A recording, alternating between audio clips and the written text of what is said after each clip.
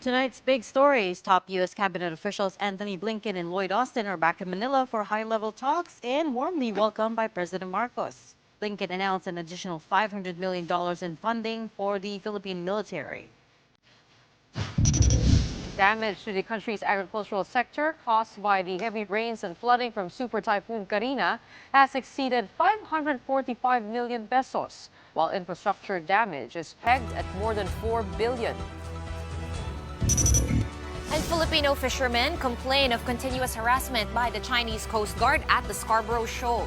We will be speaking with National Security Council Assistant Director General Jonathan Malaya about this, as well as the provisional agreement with China later on. Good evening. Welcome to the show. I'm Regina Lay. I'm Gretchen Ho. And I'm Sean Yao. Well, President Marcos hosted two high-profile visitors at Malacanang again today. I'm talking about U.S. Secretary of State Anthony Blinken and U.S. Defense Secretary Lloyd Austin, both of whom have been here multiple times. Well, this time around, they're here for a ministerial dialogue between Manila and Washington, D.C., known as the 2+2 meeting, where the two sides, foreign affairs and defense ministers, meet behind closed doors. This is the fourth time that the 2+2 is being held and the first time that Manila is hosting. Now, the big takeaway this time is the $500 million in military funding that the United States has pledged, which will be going towards modernizing the Philippines' Navy and Coast Guard assets. Maricel Halili has the big story tonight. The Philippines and the United States have fortified their alliance even more, with U.S. Secretary of State Anthony Blinken and U.S. Defense Chief Lloyd Austin visiting Manila once again, during which they announced $500 million in funding to boost the Philippines' defense capabilities.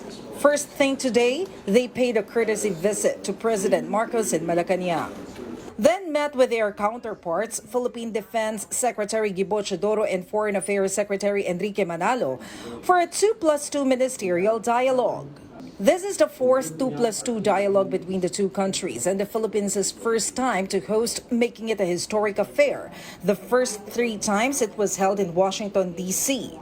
Both sides touted healthy communication lines, with President Marcos underscoring the importance of agile responses amid heightened maritime tensions. I'm a bit surprised considering how interesting your political situation has become back in the States, but I'm glad that you found the time to come and visit with us. I'm always very happy that these communication lines are very open, so that all the things that we are doing together, in terms of our alliance, in terms of the specific context of our situation here in the West Philippine Sea and in the Indo-Pacific, are continuously examined and re-examined. So we are agile in terms of our responses. So I think really evidence of a steady drumbeat of very high-level engagements between our countries that are covering the full range of issues and opportunities that bring us together, not only security, but also economic, and we're truly grateful for this partnership. Blinken and Austin also reaffirmed the United States' commitment to uphold international law in the disputed waters. Their visit comes on the heels of the recent resupply mission to Ayungin Shoal under a provisional arrangement between the Philippines and China.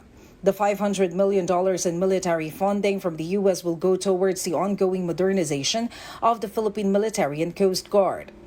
And many other countries in the region share concerns as well about some of the actions that the People's Republic of China has taken, escalatory actions in the South China Sea, the East China Sea, and elsewhere. And this is something that we heard much about from our colleagues at the recent ASEAN meetings. Defiance of the 2016 Arbitral Tribunal decision, coercive methods being used in the seas. Philippine and U.S. officials are also working on a military intelligence sharing pact, which Austin said may be signed later this year. Austin also assured the Philippines that bilateral ties will remain strong regardless of the outcome of the U.S. presidential elections in November. I've said a number of times that we're more than allies, we're family. And it always feels that way when I'm working with our colleagues. We have common interests, common values, and so I think we've done a lot over the last 3.5 years to continue to strengthen our alliance, and we look forward to continuing to work with you and your team to move even further. 3 days before he came to Manila, Blinken met his Chinese counterpart Wang Yi in Laos, during which, according to his office, he expressed concerns over Beijing's destabilizing efforts in the South China Sea. For News 5, Maricel Halili, We Are One News. United States Secretary of State Blinken also said that the U.S. is ready to provide assistance to those affected by Super Typhoon Karina. Just start by sending our deepest condolences to all of the victims of the recent typhoon, and to say again, anything we can do to be of assistance, we welcome doing that. The reported death toll from the combined effects of Karina and the southwest monsoon or Habagat has risen to 39, according to the National Disaster Risk Reduction and Management Council, or NDRRMC. But of the 39, it said that it has only confirmed 14 so far, with 25 others still being validated. More than 4.8 people were affected, while damage to agriculture was estimated at more than 545 million pesos as of today, with more than 23,000 farmers and fisherfolk affected.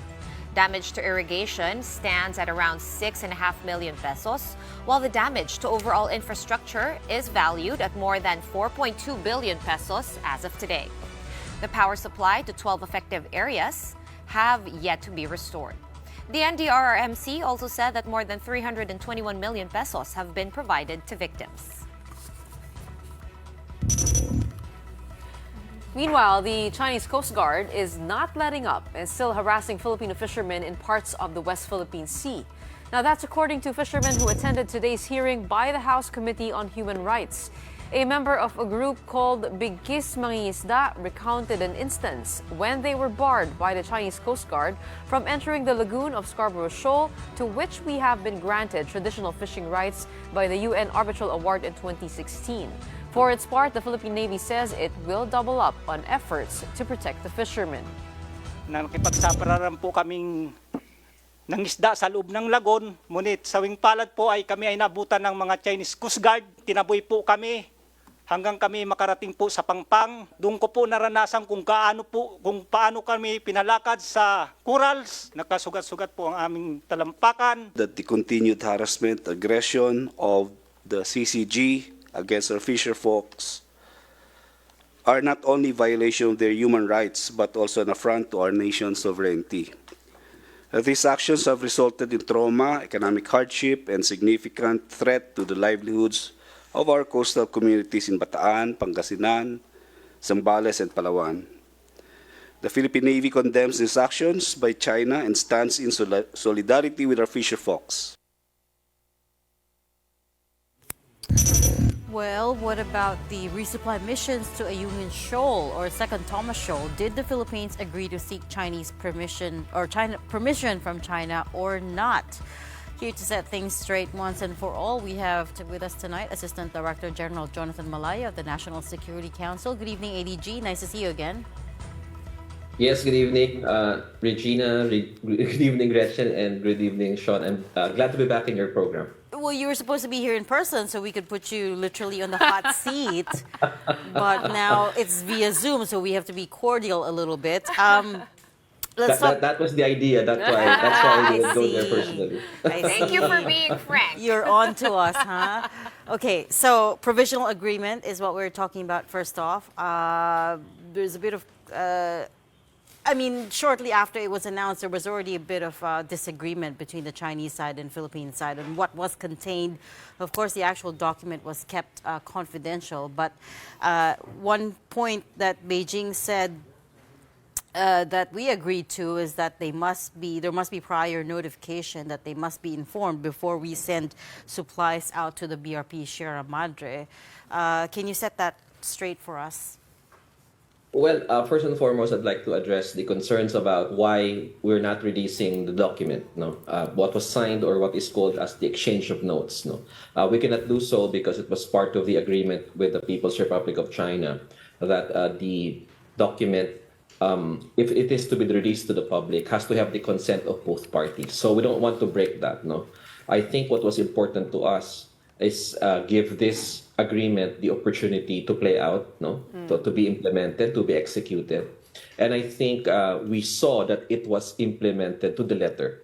But let me just clarify, we were just a bit surprised when after the after we announced that it was a successful resupply mission and that the provisional agreement was reached, here comes the Chinese Foreign Ministry stating that the agreement was entered into by both sides on the basis of number one, that there is approval or prior notification with the Chinese side, and number two, that there is on-site boarding.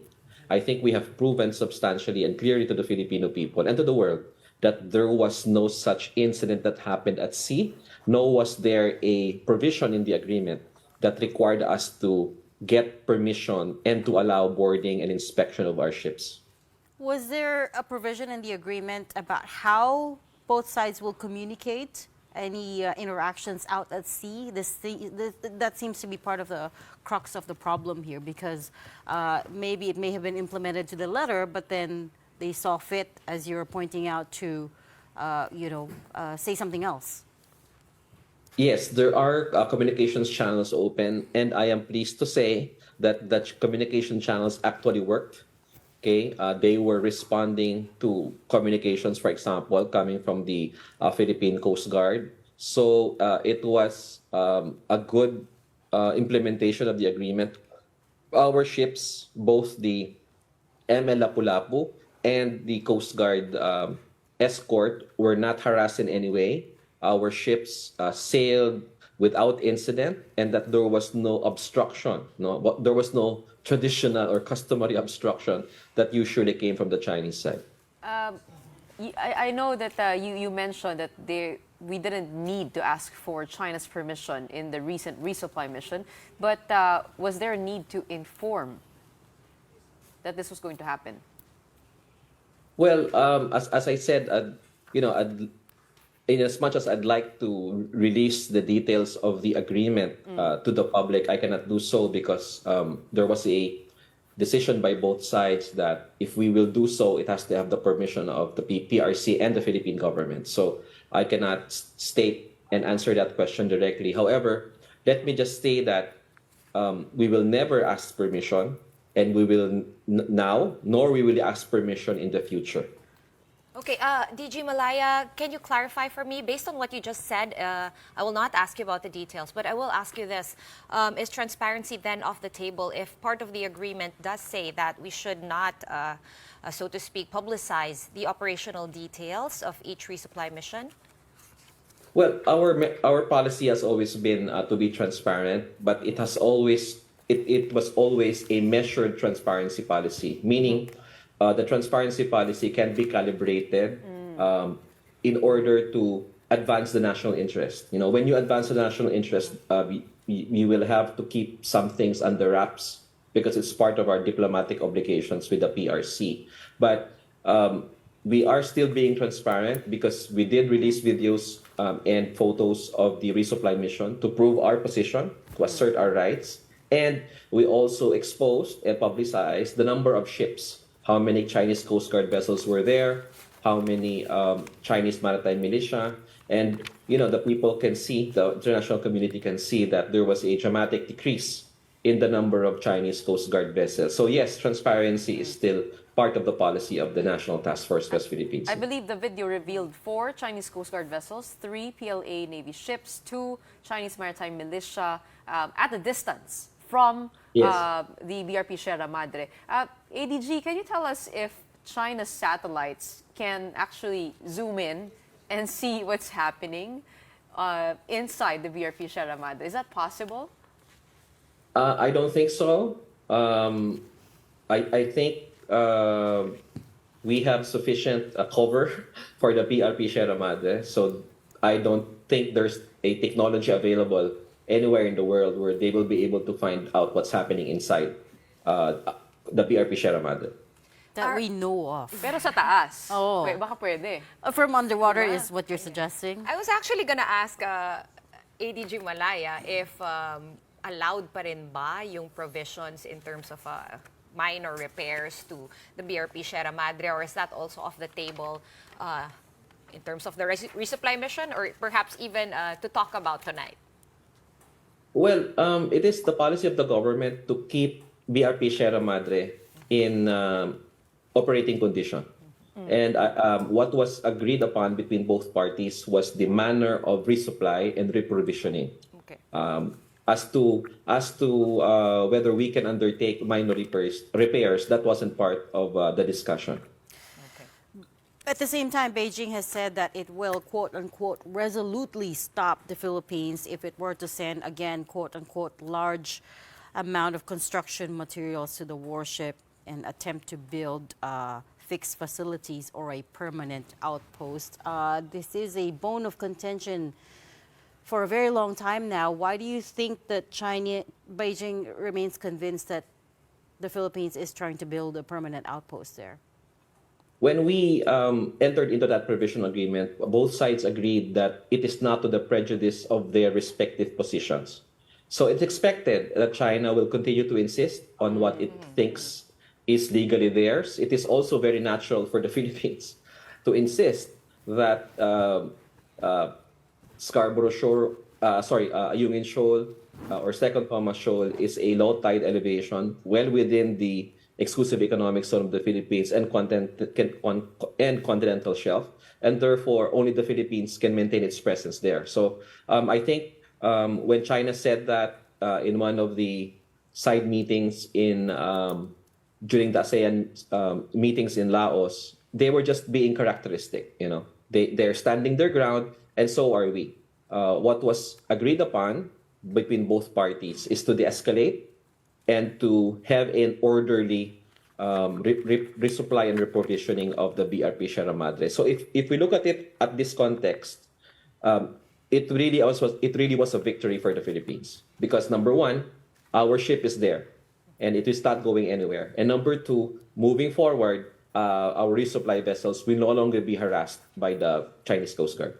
Okay, wait, ADG, before we wrap up and call it a victory, kamusta yung mga fishermen natin doon? Have they been getting harassed?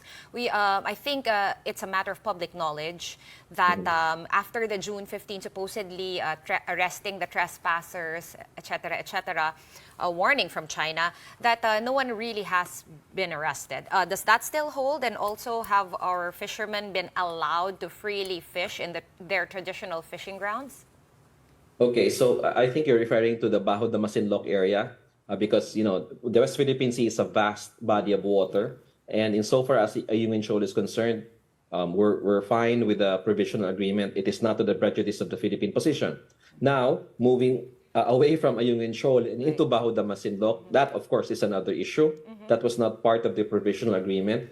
I understand that our fishermen are complaining of harassment by the Chinese Coast Guard. It's because they are not allowed to fish inside the lagoon. Okay, but they fish outside of the lagoon. Okay, so when they insist of going inside, that's when problems arise. So to address this issue, National Security Advisor Eduardo Año has directed both the Philippine Coast Guard and the BIFAR to have rotational presence in Bajo de Masinloc to support our Filipino fishermen so they can continue to fish in those waters. ADG Malaya, tama po kayo, no? We have been granted traditional fishing rights in Scarborough Shoal. But just to clarify, because what China is, their argument is that we have been granted fishing rights in surrounding waters of Bajo de Masinloc at hindi raw sa loob ng lagoon. That is according to the UN Arbitral Award of 2016. Thus, our comprehensive archipelagic defense have that in their plans to be able to clarify that provision with the UNCLOS body, because that is also in dispute kung ano yung sakop ng traditional fishing rights that have been granted to 4 countries around Bajo de Masinloc. I think China again is trying to muddle the issue. If you read the 2016 arbitral ruling, it doesn't say that Scarborough Shoals Lagoon is China's, and Scarborough Shoals outlying seas are traditional fishing rights. It clearly stated that Scarborough Shoal is a traditional fishing right of the Philippines, and therefore Filipino fishermen should be able to fish whether inside the lagoon or outside the lagoon. Alright, kasi nakausap natin si Soljan Hilbay at sinabi niya na surrounding waters ngayon nakalagay dun sa arbitral award, and therefore it is still in dispute kung internal waters yung tawag dun sa loob ng lagoon na hinaharang ng China ngayon. So I guess that's up for another discussion, ano. But what human rights violations are you what reports are you getting apart from the fishermen being blocked from entering the lagoon? Well, insofar as our fishermen are concerned, they are able to fish outside of the lagoon, but then the problem starts when they want to fish inside. But outside, it's okay, and they are not currently being harassed if they do not insist in going inside. So I think what's important for the Philippines is to continue to encourage our fishermen to fish, and for the Philippine government to establish its presence, constant presence in that area. Because I think we've already proven that we can deploy our Coast Guard ships for longer durations than before. No? We have, for example, a Coast Guard ship in Sabina Shoal right now, which has been there for extended deployment, guarding that area against any Chinese moves. So that is also possible to be done in Baho de Masinloc. And I think that's we're doing that through the rotation of the BIFAR and the Philippine Coast Guard. Okay, ADG, balik lang natin saglit no, at sa may Yungin Shoal and the resupply missions that happened to the BRP Sierra Madre.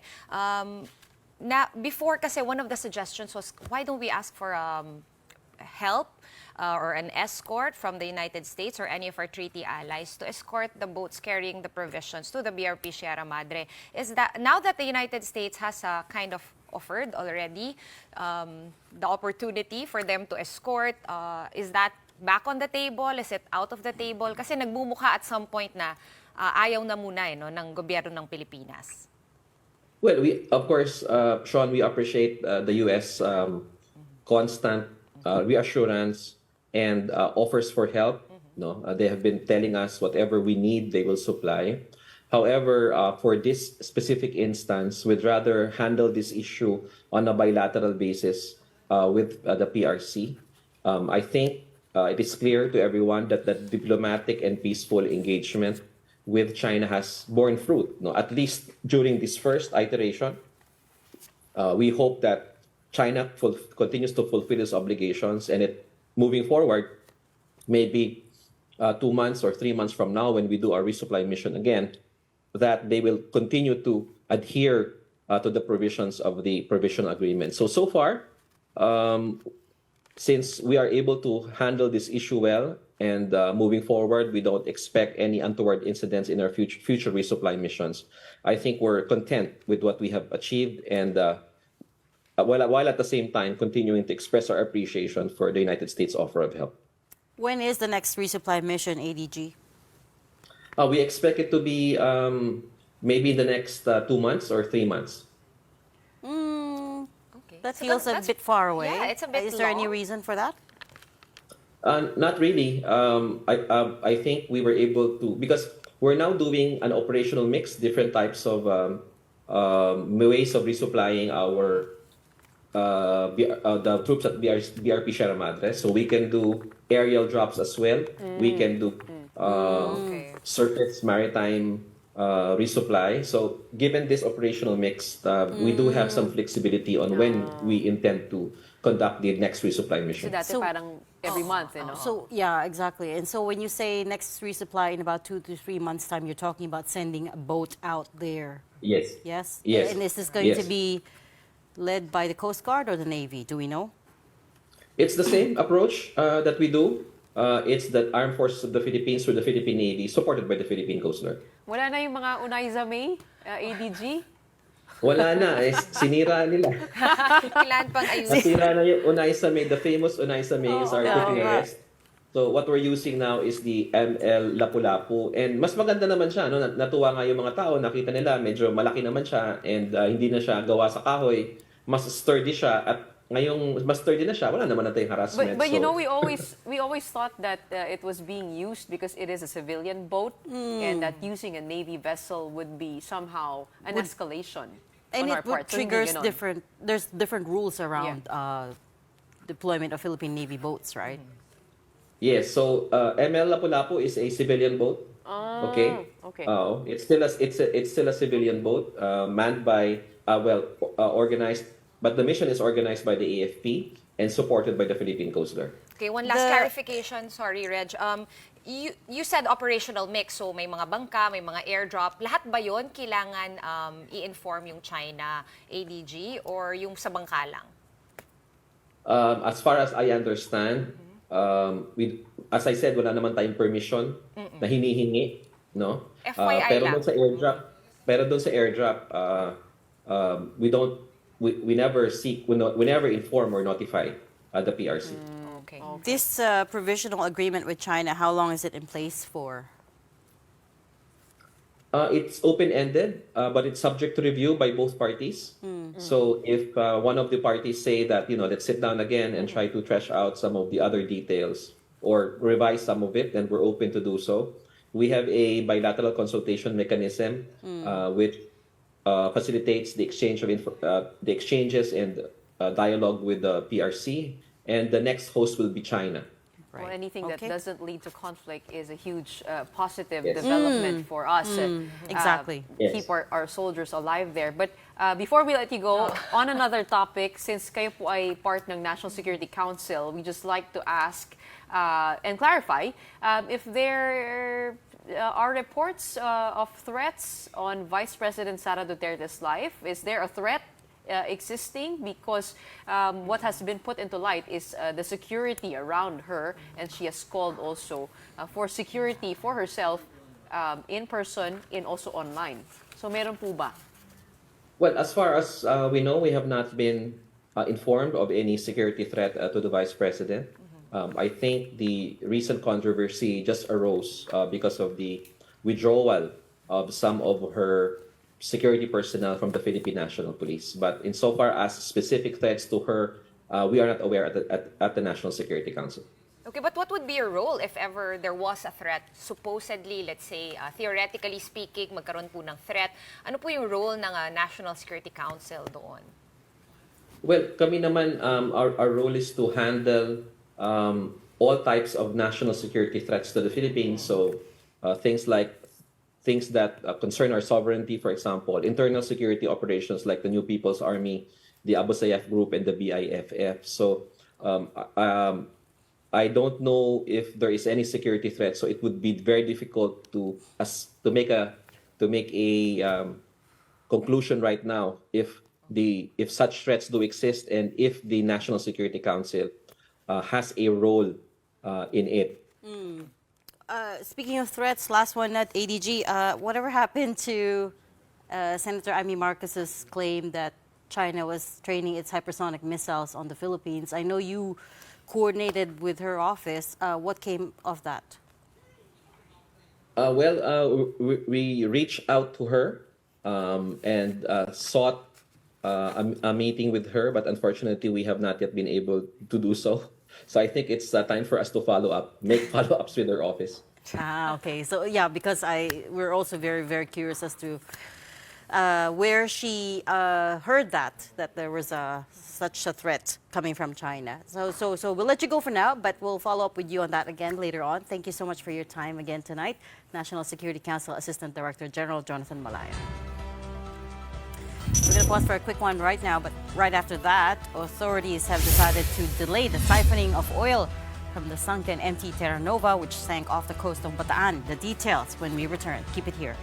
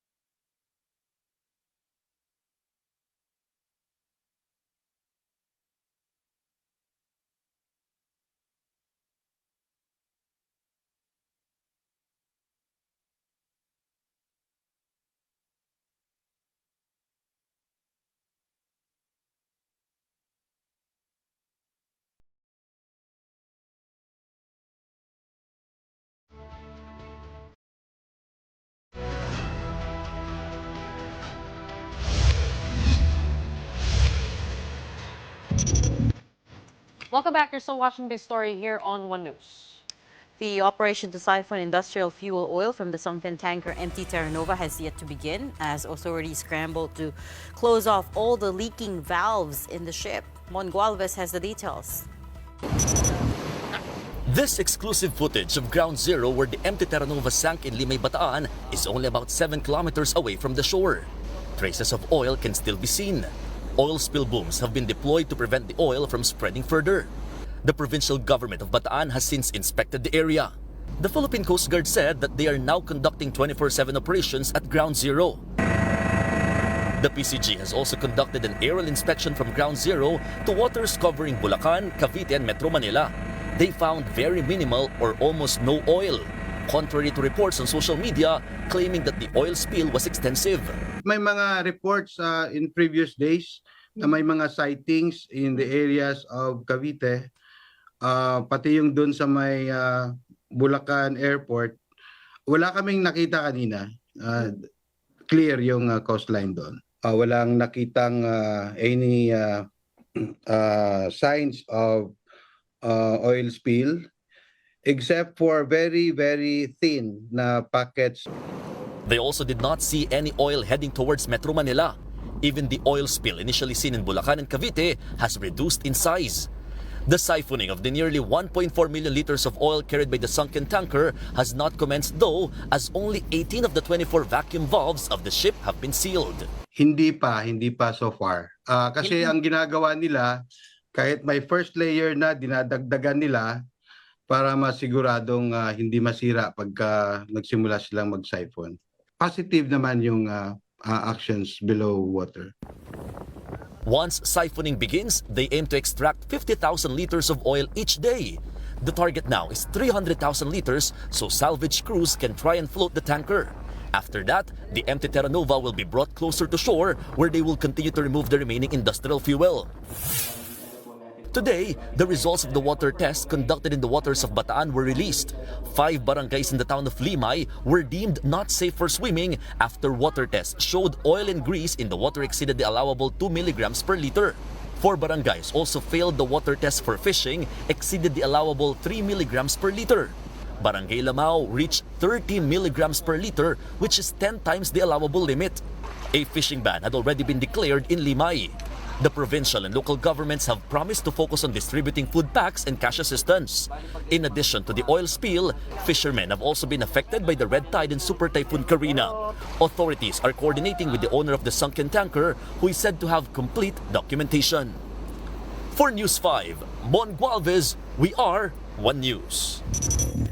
All right, let's shift over back to politics. Vice President Sara Duterte thanked all Duterte allied senators and all those who responded to Senator Bato de la Rosa's call for volunteers to beef up her security team. The Vice President said, "Nagpapasalamat ako kay Senador de la Rosa, Senador Go at Senador Padilla, mga AFP at PNP personnel, sa mga kababaihan at lahat ng ordinaryong mamamayan sa inyong pagtugon sa panawagan ni Senator Bato na voluntaryong pagtulong para sa aking seguridad." The Vice President went on to say, "Huwag kayong mag-alala sa akin. Ang pagtatrabaho sa pamahalaan ay pag-alay ng buhay para sa bayan. Isa lang ang hiling ko sa inyo, ang kaligtasan ng aking pamilya." Senator Amy Marcos also came to her defense, saying that Vice President Sara Duterte should have her security detail back ASAP. She is the second highest elected official in the country whose safety must never be compromised. And over in the lower house, one lawmaker believes that the issue might just be a diversionary tactic. Wala namang pamumulitika ako nakikita, but baka mamaya dinadivert lang po niya yung issue dahil naalala po ninyo, siya po ay sumagot dito nung nagpumutok po yung issue na siya po ay nagpunta sa Germany sa kasagsagan po ng bagyo. So tingin ko dinadivert lamang po nila yung issue na sa tingin ko dapat hindi naman po dapat lahat pinupulaan natin ng politika. Attorney Barry Gutierrez, who was spokesperson to former Vice President Leni Robredo, also thinks that VP Sara still enjoys enough security as compared to her predecessor. Ngayon, si VP Sara, nagrereklamo at ginawang malaking issue na yung tinanggalan siya ng 75. Pero pag tinanggal mo yung 75 sa 433, mahigit 350 pa rin yun eh. Di ba? Mahigit 3 times yung pinakamalaki ng security detail ni VP Lenny. Kami, never kami nagreklamo sa 6 na taon na binawasan, tinanggalan ng personnel. Kasi di ba, talagang hindi naman namin iniisip na kailangan niya ng ganong kadaming tao. I think the question here is why, right? Bakit ba tinanggal? And perhaps people not buying the official reason. General Marbil said they needed to be reassigned where they're more needed. Yes. Where that is, I'm not sure. Yun nga. So It's that's question the mark. official line, right? But again, let's not forget about the mass firing of police. Which Mayor Baste Duterte was also furious over. He had choice words for Davao Police Regional Director Nicolas Torre. He threatened basically to slap him over his assessment of Davao City's peace and order situation. But you know what? Let's not listen to me say it. Let's listen to Mayor Baste. About sa diri nga nasa preconceived very unfair ba? Preconceived narrative sa nakita niya kuno nga datos aning atong lugar without even comparing it to anywhere else in the Philippines.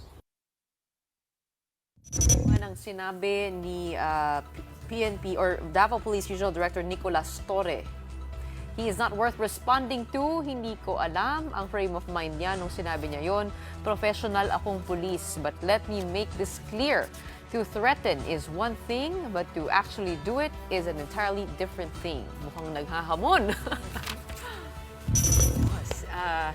Well, I guess it's just the timing, right? So people will always connect the dots kapag more than one of this certain event happened. Again, to two members of the same family. So that's probably, whether or not there is a deeper reason, we will find out, or Let's perhaps not we will speculate not. and just move on. Well, in relation to our interview yesterday with Soljan Minardo Guevara, former Senator Sonny Trillanes dropped a new bombshell. He said that the so-called suspects in the International Criminal Court's drug war probe are now on the Interpol list. Now, on Storycon this afternoon, Trillanes alleged that the names of 5 police generals, including former PNP chiefs Bato de la Rosa and Oscar Albayalde, have been flagged with the International Criminal Police Organization. He also says they will be allowed to file counter-affidavits. Ito pong sulat ng ICC is basically a summons, para pag na mag-submit sila ng counter-affidavit, ika nga. Yung right to due process, binibigyan kayo ng opportunity na mag-cooperate. Ngayon, if they choose not to cooperate, therefore, yung evidence against them would hold. There is no confirmation from the Interpol nor from the Philippine government about Trillanes' claim. In the same interview, Trillanes also accused Solicitor General Minardo Guevara of softening the message of the ICC as conveyed to the Marcos administration early this month. Soljan Guevara told The Big Story last night that the ICC has requested for help from the Philippine government to facilitate the interviews of these people. Guevara did not identify who they are, but said the Marcos administration will not get involved, but will also not get in the way of any ICC action at this point. Let's listen in.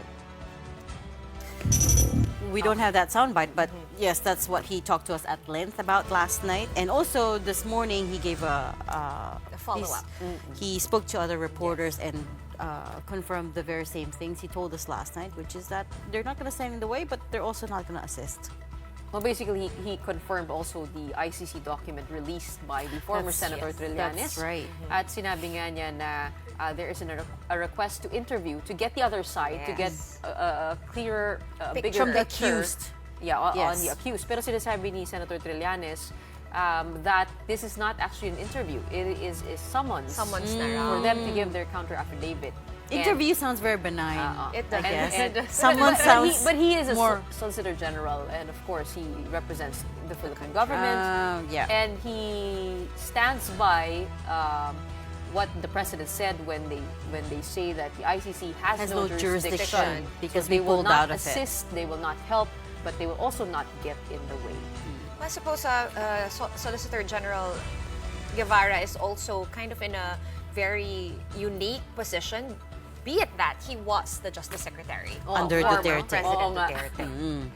We are One News, all sides, all the time. Thanks for tuning in. Have a good night.